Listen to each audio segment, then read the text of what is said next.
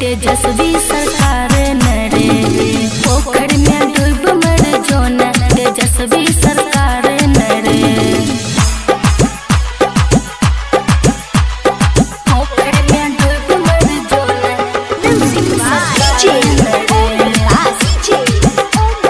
पोखर में डूब मर जोन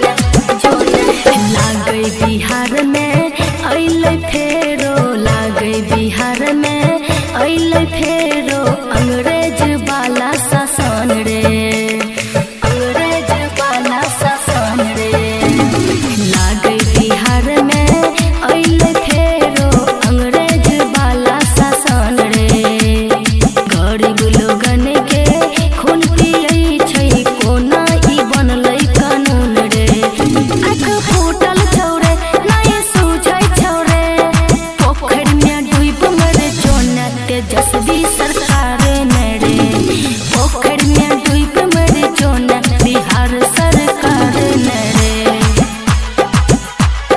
पोखर में डूब मर जोन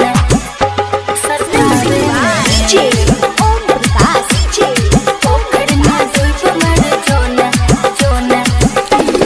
मनीष कश्यप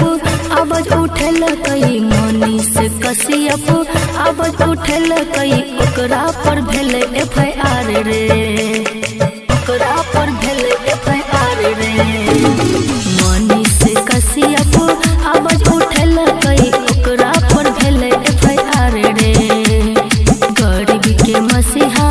मनीष कश्यप के सपोर्ट में पूरा बिहार रे हेतै आर पार रे आ बिहार में रे पोखर में डूब मर जोन तेजस्वी सरकार नरे